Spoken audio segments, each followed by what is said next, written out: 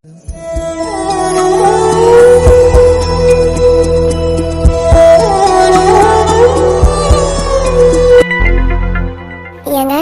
ஆ ஏங்க உங்களை தான். சொல்லு ராஜு, கேக்குது. ஏங்க ஒரு நிமிஷம் நான் சொல்றதை கேளுங்க. என்னாச்சு ராஜு? ஏங்க இன்னைக்கு என்ன நாள்னு தெரியுமா? என்ன நாளா இருக்கும்? எனக்கு எதுவும் தெரியல ராஜு, நீயே சொல்லு. என்னங்க நீங்க? எனக்கு தான் தெரியலன்னு சொல்றேல, நீயே என்ன நாள்னு சொல்லு. உனக்கு பிறந்த நாளா? இல்லங்க. எனக்கு பிறந்த நாளா? ஐயோ இல்ல, உங்க பிறந்த நாளை நீங்க மறப்பீங்களா? ஆமால, அப்புறம் என்ன நாளு? நம்ம கல்யாண நாளுங்க இன்னைக்கு. என்ன, நம்ம கல்யாண நாளா? ஆமாங்க, 25 வருஷம் ஆச்சு நான் உங்களை கல்யாணம் பண்ணி. கல்யாணம் ஆகி 2 வருஷம் கழிச்சுதான் கீதாவே பிறந்தா. அப்பா, என்னமோ இப்ப கல்யாணம் பண்ண மாதிரி இருக்குல்ல? இருக்க உங்களுக்கு.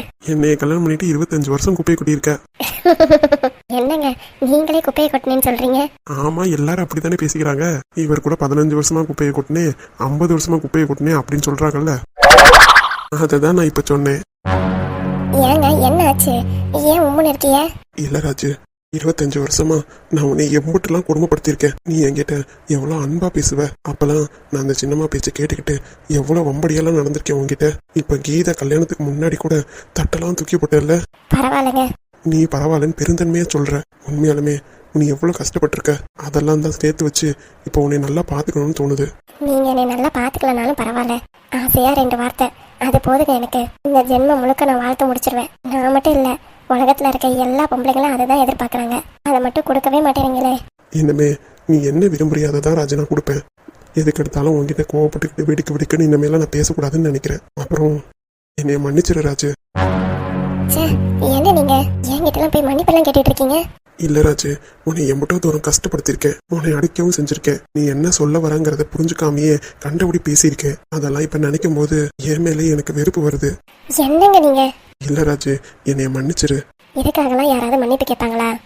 எத்தனையோ வாட்டி உன் மேல தப்பு இல்லைனாலும் சின்னம்மா சொன்னதுக்காக உன்னை கண்ணா பின்னான்னு பேசியிருக்கேன். அதுதான் ராஜு இப்ப எனக்கு மனசெல்லாம் உறுத்துது. என்ன நீங்க பேசுறீங்க? அதெல்லாம் நான் எப்பவோ மறந்துட்டேன். பழசெல்லாம் எதுக்கு பேசிக்கிட்டு? இனிமேட்டு அது நம்ம 2 பேரும் சந்தோஷமா இருக்கணும். எதுக்கு பழசெல்லாம் பேசி மனசை வருத்தப்படுறீங்க? 25வது வருஷம் எத்தனை பேத்துக்கு இந்த மாதிரி கிடைக்கும் சொல்லுங்க? இனிமேட்டாவது நம்ம 2 பேரும் புரிஞ்சு நல்லபடியா வாழணும். எல்லா ஆம்பளைங்களும் பொம்பளைங்களும் கல்யாணம் பண்ணிட்டு ஈகோவால தான் வாழ்ந்துட்டு இருக்காங்க. கல்யாணம் ஆகி ஒரு 10 வருஷம் 20 வருஷம் கழிச்சுதான் அவங்களுக்கு என்ன நடக்குதுங்கிறதே புரியுது. இதுல உங்க தப்பு என்னங்க இருக்கு? ராஜு, நீ இவ்வளவு பெருந்தன்மையா நடந்துப்பேன்னு நான் நினைச்சு கூட பாக்கல. இவ்வளவு கொடுமைப்படுத்தியும் நீ எனக்காக நின்றுக்க, எனக்காக எல்லாமே நீ செஞ்சிருக்க. அதெல்லாம் நினைக்கும் போது இப்ப எனக்கு சந்தோஷமா இருக்கு. உன் மேல ஒரு குறையும் சொல்ல முடியாது. என்ன ஒண்ணு, உங்க அப்பா அம்மா தெரியாம பண்ணிட்டாங்க. அதை கூட நான் எத்தனை வாட்டி உங்ககிட்ட தான் குத்தி குத்தி காமிச்சிருக்கேன். அச்சோ பரவாயில்ல விடுங்க. என்ன மன்னிச்சிரு ராஜு. சரிங்க மன்னிச்சிட்டேன். எத்தனை வாட்டி மன்னிப்பு கேப்பீங்க? நீ என்னை மன்னிக்கிற வரைக்கும் நான் கேட்டுக்கிட்டே தான் இருப்பேன் ராஜு. அப்படியா? ஆமா. அப்ப நான் மன்னிக்க மாட்டேன். என்ன? ஆமா, நீங்க எனக்காக எவ்வளவு பண்ணிருக்கீங்க. அதுக்கெல்லாம் பனிஷ்மெண்ட் தர வேணா? ஓ, பனிஷ்மெண்டா? அப்படி என்ன மேடம் கொடுக்க போறீங்க? அதாவது இன்னைக்கு நம்மளுக்கு கல்யாண நாள். கல்யாணம் முடிஞ்சு 24 வருஷம் முடிஞ்சிருச்சு. இன்னையில இருந்து 25வது வருஷம் ஸ்டார்ட் ஆகுதா? ஆமா. அதனால என்னைய இன்னைக்கு நீங்க படத்துக்கு கூட்டிட்டு போகணும். அப்படி கூட்டிட்டு போலனா கண்டிப்பா நான் கோச்சுப்பேன். படத்துக்கு தானே, கண்டிப்பா கூட்டிட்டு போறேன். அம்மா, என்ன படத்துக்கு கூட்டிட்டு போகணும்? அது எனக்கு தெரியாது. லேட்டஸ்டான படத்துக்கு என்னை நீங்க கூட்டிட்டு போகணும். அப்புறம் பாப்கார்ன், ஐஸ்கிரீம், கூல் ட்ரிங்க்ஸ் எல்லாம் வாங்கி தரணும், சரியா? அப்புறம் எதுவும் வாங்கி தர மாட்டேன் அப்படியே சொல்லக்கூடாது. அப்புறம் ஒரு முக்கியமான விஷயம். என்ன ராஜு? நம்ம படத்துக்கு ஈவினிங் ஷோ போலாமா? ஈவினிங் ஷோவா? ஆமா. எல்லாரும் மார்னிங் ஷோ தானே போவாங்க, இல்லைன்னா ஆஃப்டர்நூன் போவாங்க. எனக்கு சின்ன வயசுல இருந்தே ஆசை நைட் ஷோ படம் பார்க்கணும்னு. எங்க யாரும் என்னை கூட்டிட்டு போனதே இல்லை. சரி ஈவினிங் ஷோவாவது பார்த்துட்டு வருவோன்ற ஆசையில தான் நான் அதை சொன்னேன். பகல்ல எல்லாம் படத்துக்கு போயிருக்கேன். எங்க அப்பா எல்லாரும் கூட்டிட்டு போயிருக்காவ. ஈவினிங் ஆனாதான் நீங்களும் வீட்டில் தானே இருக்கணும்னு சொல்லியிருப்பிய. அதனால என்னை கூட்டிகிட்டே போனது இல்லையா? அதனால தான் இப்போ உங்களை கேட்குறேன். ப்ளீஸ்ங்க, என்னை ஈவினிங் ஷோ கூட்டிகிட்டு போகிறீங்களா? நான் விட்டா உன்னை நைட் ஷோவே கூட்டிகிட்டு போவேன். அப்புறம் சின்னம்மா மட்டும்தானே நைட்டில் இருக்கும். அதனால தான் நீ சொன்ன மாதிரி ஈவினிங் ஷோ நான் உன்னை கூட்டிகிட்டு போகிறேன். நிஜமாவா? நிஜமா தான். அப்புறம் இன்னொரு கண்டிஷன். சொல்லுங்கள் மகாராணி. இப்படிலாம் என்னை கூப்பிட வேண்டாம், என்னை ராஜுனே கூப்பிடுங்க போதும். சரி ராஜு. அது என்னன்னா, நைட்டு நீங்க வெளியில எனக்கு சாப்பாடு வாங்கி தரீங்களா? எவ்வளவுதானா? வாங்கி தந்துட்டா போச்சு. வாங்கி தரீங்களா?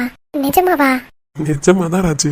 நீ இப்படி எல்லாம் பேசுறத கேட்கும் போது ஏதோ சின்ன பிள்ளை எதுக்கோ ஆசைப்பட்டுட்டு அதுக்கப்புறம் வாங்கி தருவாங்க பாரு, அந்த மாதிரி இருக்கு. பின்ன கல்யாணம் ஆகி இத்தனை வருஷத்துல என் பக்கத்துல உட்காந்து ஒரு 2 வார்த்தை என்கிட்ட வாசையா பேசியிருப்பீங்களா? நானா எவ்வளவு ஏங்கியிருக்கேன் தெரியுமா? என் கூட உட்காந்து நல்லா சந்தோஷமா பேச மாட்டீங்களா அப்படின்லாம் நினைச்சிருக்கேன். அப்பெல்லாம் நான் எதையாவது ஒன்று சொல்லி என் மனசை ஆத்திப்பேன். அப்ப கீதாலாம் சின்ன பிள்ளையா இருந்தா. அப்ப நீங்க பயங்கரமா சண்டை போட்டிய. அப்ப கூட நான் நினைச்சிருக்கேன் உங்களை விட்டு பிரிஞ்சு போயிடலாமான்னு கூட நினைச்சிருக்கேன். அப்புறம் என்னமோ கண்டிப்பா ஒரு நாள் என்னை பத்தி புரிஞ்சுப்பீங்க, என் வாழ்க்கை மாறும் அப்படின்லாம் நினைச்சிருக்கேன். அதுக்கப்புறம் நீங்க எவ்வளவு திட்டினாலும் சரி, எவ்வளவு கேவலமா பேசினாலும் சரி, நான் அதை பத்திலாம் நினைச்சு கண்டுக்கவே மாட்டேன். ஏதோ புரியாதவரு அவர் பாட்டுக்கு பேசிட்டு போவாரு, என்னைக்காவது ஒரு நாள் என்னை புரிஞ்சுப்பாரு அப்படின்னு தான் நான் இருந்தேன். ஆனா இவ்வளவு சீக்கிரம் என்னை புரிஞ்சுப்பீங்கன்னு கண்டிப்பா நான் நினைச்சு கூட பார்க்கல. ரொம்ப தேங்க்ஸ்ங்க. சே, எனக்கெல்லாம் எதுக்கு தேங்க்ஸ் சொல்ற? சொல்ல போனா நான் தான் எல்லா தப்பும் பண்ணியிருக்கேன். என்னை மன்னிச்சிடு ராஜு. ஆரம்பிச்சிட்டீங்களா? நான் சொன்ன பனிஷ்மெண்ட் ஞாபகம் இருக்குல்ல? ஞாபகம் இருக்கு. கண்டிப்பா என்னை படத்துக்கு ஓட்டிட்டு போகணும். அப்புறம் நான் கேட்குற ஐட்டமா நீங்க வாங்கி தரணும். சரி ராஜு. அப்புறம் இன்னொரு விஷயம். சொல்லு. அத்தை கேட்டா என்ன சொல்றது? அதை நான் பாத்துக்கிறேன், நீ ஃப்ரீயா விடு. ஆனா அத்தை அப்படியே விட மாட்டாங்களே, என்கிட்ட ஒரு வாட்டி கேட்பாங்களே. அப்படி கேட்டா என்ன சொல்றது? அப்படி கேட்டா கோயிலுக்கு போயிட்டு வரதுக்கு நேரம் ஆகும், நைட் ஆயிடும் அப்படின்னு சொல்லிடு. எந்த கோயிலுக்குன்னு கேட்டா? பெருமாள் கோயில், பெரிய கோயில் இருக்குல்ல, அங்க போறோம், வரத்துக்கு 2 மணி நேரம் 3 மணி நேரம் ஆகும். நீங்க சாப்பாடுலாம் சாப்பிட்டுட்டு கதவை லாக் பண்ணிட்டு வீட்டுக்குள்ளாரே இருங்க அத்தை அப்படின்னு சொல்லிடு. இந்த விளக்கம் போதுமா? போதுங்க. சரி, அப்ப நான் கேசரி கிண்டி வச்சிருக்கேன், வந்து சாப்பிடுவாங்க. நீ போ ராஜு, நான் வரேன். சரிங்க. அப்புறம் ஒன்னு சொல்ல மறந்துட்டேன். என்ன Raju? Happy wedding anniversary. Happy wedding anniversary. சரி, சீக்கிரமா வந்துருங்க சாப்பிட. சரி ராஜு. எவ்வளவு சின்ன பிள்ளையாட்ட இருக்கா, இவளை போய் இவ்வளவு கஷ்டப்படுத்திட்டேனே. இனிமேட்டாவது இவளை நம்ம நல்லபடியா பாத்துக்கணும். எந்த சூழ்நிலையிலும் என்னை விட்டுட்டு போகவே இல்லைவ. நான் எவ்வளவு டார்ச்சர் பண்ணாலும் எல்லா டார்ச்சரையும் அனுபவிச்சுட்டு என் கூடவே இருந்திருக்கா. எனக்கு ஒண்ணுன்னா துடிச்சு போயிருவா. இனிமேட்டாவது அவளை நான் புரிஞ்சு நடந்துக்கணும்.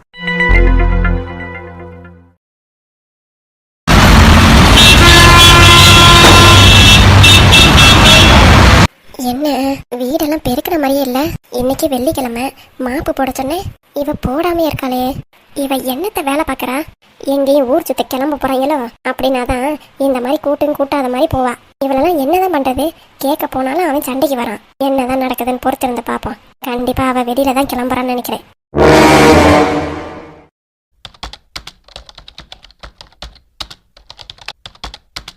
மாமா. சொல்லு தேனே. மாமா, ஞாபகம் இருக்கா? என்ன தேனே? இன்னைக்கு ஹாஸ்பிட்டல் போனோம். ஆமா, 2 நாளைக்கு முன்னாடியே சொன்னீல்ல. நான் எல்லா வேலையும் முடிச்சிட்டேன் மாமா. ஹாஸ்பிட்டல் போயிட்டு அப்படியே இங்கே வரோமா இல்லை எங்கள் வீட்டுக்கு போகிறோமா? உங்கள் வீட்டுக்கே போகலாம் தேனே. இல்லை மாமா, நான் ஏன் சொல்கிறேன்னா, எங்கள் வீட்டுக்கு போனாலும் என்ன ஏதுன்னு கேட்பாங்க இல்லையா, அதனால தான் சொல்கிறேன். ஓ, அப்படி ஒன்று இருக்கோ? ஆமாம், அங்கே போய் நான் சும்மா படுத்திருந்தா அம்மா ஏதுன்னு கேட்கும்ல. உண்மைதான். என்ன மாமா இப்படியே பேசிக்கிட்டு இருந்தா? என்னடி பண்ண சொல்ற?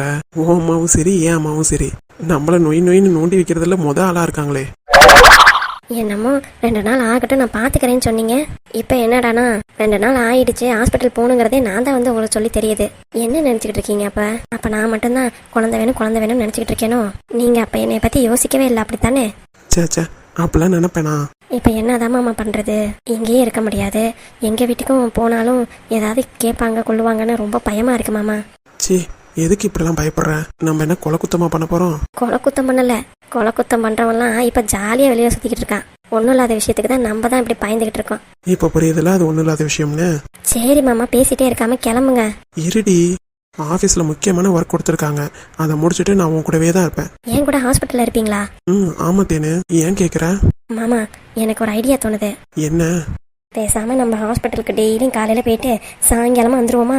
அடி பாவி, கேட்டா ஹாஸ்பிட்டல்ல ஹோட்டல் ஆக்கிடுவா போல. விளையாடாதீங்க மாமா, நானே என்னடா பண்ணலாம் அப்படின்னு யோசிச்சுக்கிட்டு இருக்கேன், நீங்க வேற.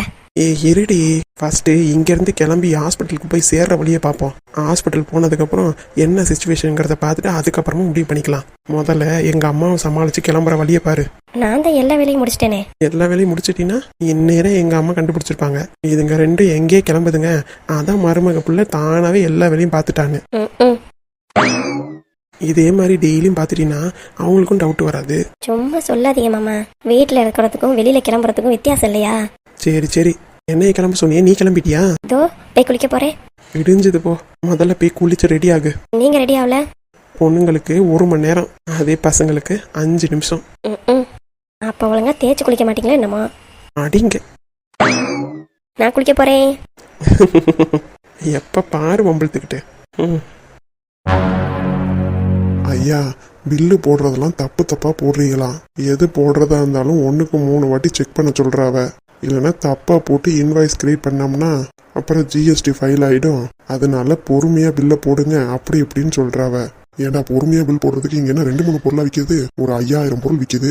5000 பொருள் 10 அடிங்கிறான், அப்புறம் 1 அடி வேணுங்கிறான். இவனுக்கெல்லாம் கால்குலேட் பண்ணி போட வேண்டாமா? ஐயா, இப்போவும் ஒன்றும் கெட்டு போடல. ஒரு நல்ல பொண்ணா பார்த்து வேலைக்கு வச்சுக்கோங்க. அந்த பொண்ணுக்கு சொல்லி கொடுத்தீங்கன்னா நீங்களும் எல்லா வேலையும் பார்க்க தேவையில்லைல்ல. நான் என்ன வேணாம் நான் சொல்றேன். நல்ல பொண்ணா பார்த்து வேலைக்கு வைக்கணும் தான் நானும் நினைக்கிறேன். ஆனா ஆளே கிடைக்க மாட்டேங்குது. நானும் என்னதான் பண்றது? ஐயா, நான் ஒன்னு சொல்லுவேன். என்னடா? பேசாம முரளிக்கு அந்த வேலையை கொடுத்துருவோமா? ஏன்டா? ஏன்னா முரளிக்குன்னா எல்லா விவரமும் தெரியும். அவனும் நல்ல விவரமான ஆளு. பில்லு போட கொஞ்சம் சொல்லி கொடுத்தீங்கன்னா அவனும் பிக்கப் ஆயிக்குவான்ல. நீ சொல்றதும் சரிதான். வரட்டும், அந்த பையன்கிட்ட என்ன ஏதுன்னு கேட்குறேன். சரிங்கய்யா.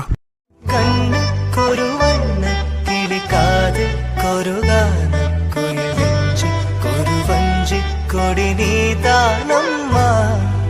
தத்தித் தவளும் தங்கச் சிமிழை பொங்கிப் பெருகும் சங்கத்தமிழை முத்தம் தர நித்தம் வரும் நட்சத்திரம். யாரோடு இங்கு எனக்கென்ன பேச்சு? நீதானே கண்ணே நான் வாங்கு மூச்சு. ஐயா, இந்த முரளியே வந்துட்டான் போலயே. பேசாம நீங்களே கேட்டுருங்க. டேய் முரளி, டேய் இந்தடா. என்னடா இந்த பையலுக்கு? எனக்கு என்ன தெரியும்? நீங்களும் அவனும் தானே குசு குசுன்னு பேசிக்கிட்டே இருப்பிய. இப்போ வந்து என்னைய கேட்டா என்ன ஏதுன்னு நீங்களே விசாரிங்க. முரளி, தாத்தா என்ன பாச்சு? என்ன எதையோ பார்த்து சிரிச்சுக்கிட்டு இருக்க? அது வந்து தாத்தா, அது ஐயா எனக்கு புரிஞ்சு போச்சு. டேய் நீ கொஞ்சம் சும்மா இருக்கியா? என்னடா பாச்சு? அது வந்து தாத்தா, வீட்டுல எதுவும் சண்டையா? அதெல்லாம் ஒண்ணு இல்ல தாத்தா. நீங்க 2 பேரும் சந்தோஷமா தானே இருக்கிய? அந்த பொண்ணு, டேய் மாறி உள்ளார போ. அதானே பார்த்தேன். என்னடா நம்மள வச்சுக்கிட்டே பேசுறாங்கன்னு. இதோ அனுப்பிட்டீங்கல்ல. டேய் பேசாம உள்ள போறியா இல்லையா? போய் ஜிகேபிக்கு பைப் எடுத்து வைப்போம். எத்தனை inch? 6 inch pipe. 4 kg 6 kg? ஐயோ 6 kg பைப்புடா. ஆமா, பிவிசியா யூபிவிசியா ஜிஐயா? வந்தேன்னு வை, உனக்கு கொல்ல போறேன் பாரு. வாட்ஸ்அப்ல அனுப்பியிருக்கேன். அது என்ன ஏதுன்னு பார்த்து எடுத்து வைடா போடா. என்னடாச்சு? வீட்டுல ஏதோ சண்டையா? அந்த பொண்ணுனால உனக்கும் கீதாவுக்கும் சண்டை வருதோ?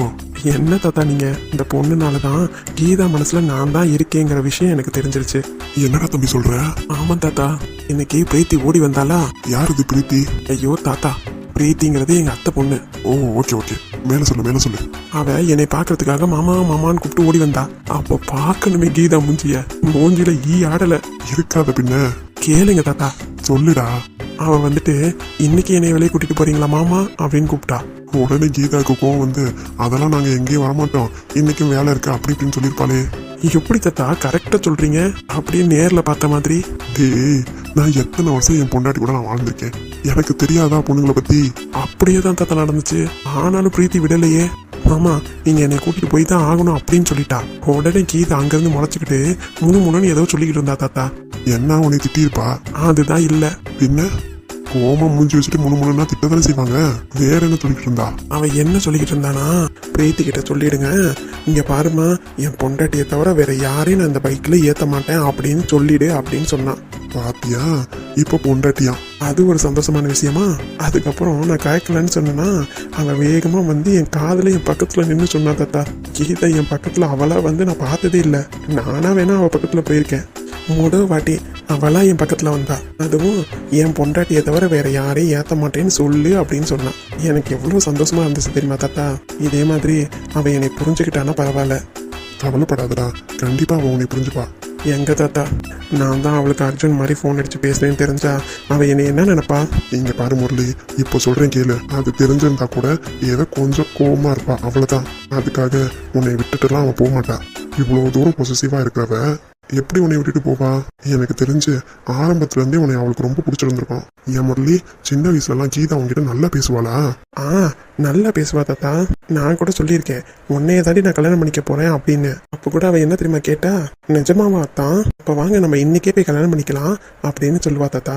நடுவுல ஏதோ பிரச்சனை, அதுவும் எங்க அம்மாவால தான். அதனால அவ என் கூட ஒட்டும் இல்லாம உறவும் இல்லாம இருந்தா. எங்கடா இந்த ஜென்மத்துல கீதாவோட புருஷனா ஆக முடியாதுன்னு நினைச்சேன். ஏதோ கடவுள் புண்ணியத்துல என் மாமாவுக்கு ஹார்ட் அட்டாக் வந்து உம்புட்டு நடந்திருக்கு. பொறுமையா இருடா, எல்லாம் நல்லபடியா நடக்கும். அப்புறம் எதுவா இருந்தாலும் ஒரு லிமிட் தான், ரொம்ப ஏறி போயிடாது என்ன? சரிங்க தாத்தா. ஆமா, ரொம்ப நேரமா என்னை கூப்பிட்டு எதையோ சொல்லணும்னு இருந்தீங்களே, என்ன விஷயம் தாத்தா? இதுதான்டா உங்ககிட்ட எனக்கு பிடிச்ச ரொம்ப நல்ல விஷயம். வேற சிந்தனையில இருந்தாலும் இந்த தாத்தா என்ன சொல்ல வராங்கிறதையும் நோட் பண்ணிக்கிறேன். பின்ன எல்லா சைடும் கண்ணு இருக்கணும்ல தாத்தா, அதான். அது வேற ஒண்ணும் இல்ல முரளி, பில்லு போறது ஏதோ கொஞ்சம் ஃபால்ட்டா போடுறேனா, வயசாகுது இல்ல. சரி, பில்லு போட கத்துக்கிட்டீங்கன்னா உனக்கு ஈஸி தானே, பிற்காலத்துல உதவும்ல. ஆமா ஆமா தாத்தா, பிற்காலத்துல ரொம்ப உதவும். சரி, அப்ப வாடா, உனக்கு என்ன ஏதுங்கிறத சொல்லித்தரேன். சொல்லித்தாங்க, ஆனா ஒரு கண்டிஷன். என்னது? சாயங்காலம் கீதாவை கூட்டிட்டு நான் வெளியில போகணும் தாத்தா. கீதாவை கூட்டிட்டு வெளியில போறியா? அப்படி எங்கடா போற? அது வந்து கீதாவோட அப்பாவுக்கும் அம்மாவுக்கும் கல்யாணம் ஆகி 25 வருஷம் ஆச்சு. அதனால அதை கொண்டாடுறதுக்கு கீதா இருக்க வேண்டாமா?